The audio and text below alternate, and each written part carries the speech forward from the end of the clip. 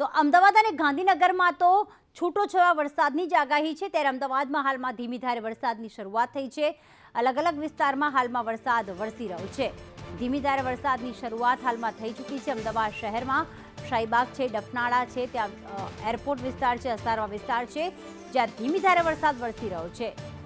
અમદાવાદમાં છેલ્લા 2 દિવસથી વાદળછાયું વાતાવરણ રહે છે, પરંતુ છૂટોછવાયો વરસાદ પડે છે। અમદાવાદમાં સામાન્યથી મધ્યમ વરસાદની આગાહી અને કેટલાક ગ્રામ્ય વિસ્તારમાં છૂટોછવાયા વરસાદની આગાહી આપવામાં આવી હતી, જેના પગલે ઉકળાટ બાદ વરસાદ ઝરમર વરસવાનું શરૂ થયું છે। શાહીબાગ, એરપોર્ટ, ડફનાળા, અસારવા, દિલ્હી દરવાજા સહિત ઝરમર વરસાદ 2 દિવસ બાદ ફરીથી એક વખત ઝરમર વરસાદ શરૂઆત થઈ છે।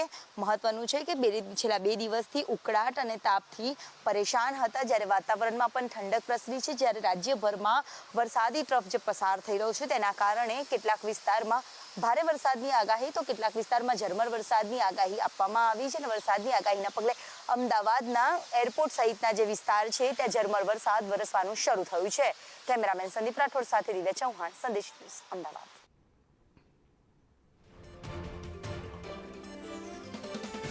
તો એરપોર્ટ છે, અસારવા છે, જ્યાં ધીમી ધારે વરસાદની શરૂઆત થઈ છે। આજે ઉત્તર અને મધ્ય ગુજરાત, જેમાં અમદાવાદમાં મધ્યમ વરસાદ રહી શકે છે, છૂટોછવાયો વરસાદ રહી શકે છે। એના જ ભાગરૂપે કેટલાક વિસ્તારમાં માત્ર અમી છાંટણા થઈ રહ્યા છે। ધીમે ધારે વરસાદની શરૂઆત થઈ છે। શાહીબાગ, ડફનાળા, અસારવા વિસ્તારમાં હાલમાં વરસાદ વરસી રહ્યો છે। જોકે વરસાદ જ્યારે વિરામ લે છે ત્યારે અમદાવાદ શહેરમાં ફરી વખત બફારાનો અનુભવ થતો હોય છે, ત્યારે અમદાવાદમાં હાલ કોઈ ભારે વરસાદની આગાહી નથી, માત્ર મધ્યમ વરસાદ રહી શકે।